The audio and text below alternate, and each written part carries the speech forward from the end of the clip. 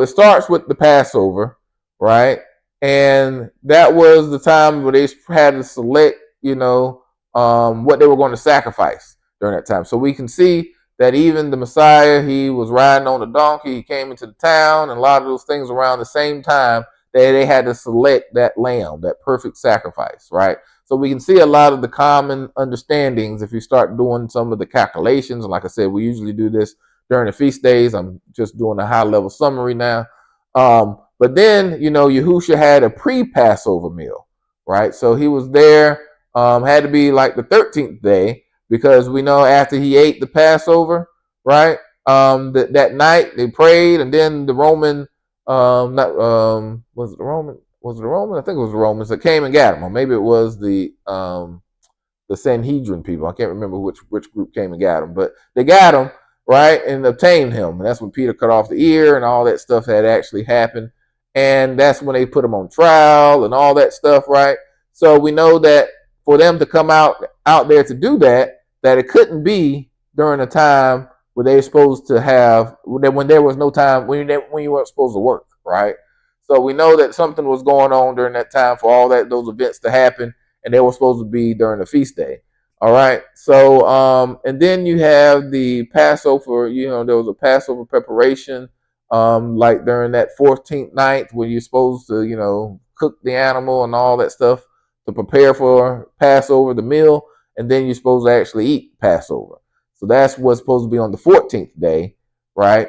And then after the 14th day, after you have the meal at twilight, as the day was ending, crossing over from one day to the next day. That's the reason why we say again that the day starts during the evening, because it's going from the 14th to the 15th day.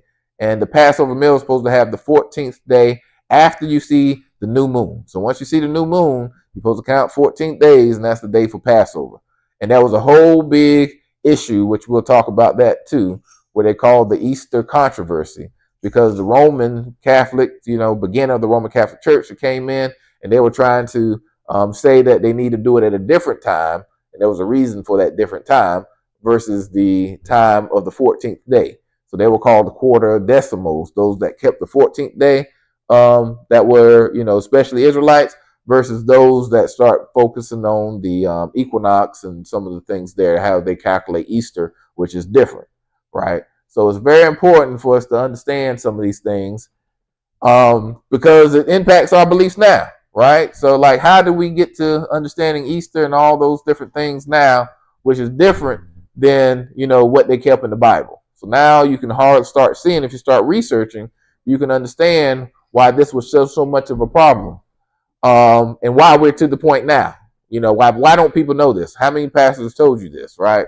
So this is what I was learning during the time I was at seminary in different places. And, I had a problem at seminary because some of the stuff that they were doing with ecumenical stuff, coming together, all the different gods and stuff. So I pulled out of that and I start, researching stuff on my own. So this is like 3 years of me just trying to understand what all this is about before I even accepted it.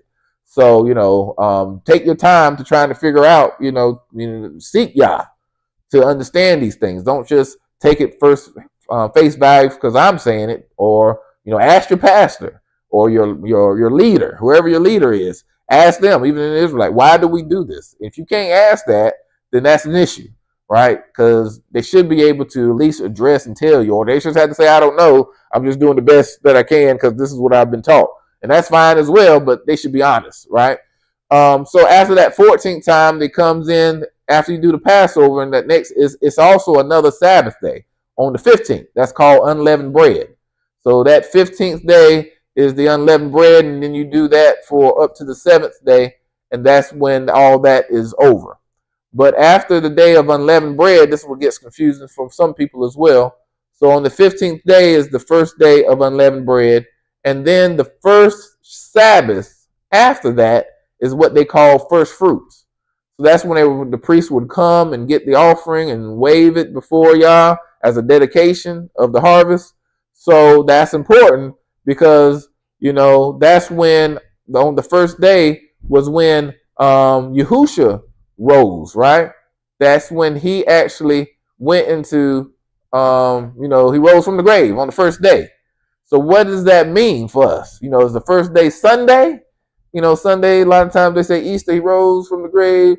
But Sunday is a secular sense of a secular calendar because the first day of a Hebrew calendar would have been Saturday night, not Sunday morning. So all this stuff will get you thrown off unless you truly understand how Yah had established his calendar, his feast days, the way that he counted days, months, years. All that has to be reconciled between Genesis and Revelation for us to truly understand, what prophecy is all about, what he means by he's coming back, and all that type of stuff as well. All right.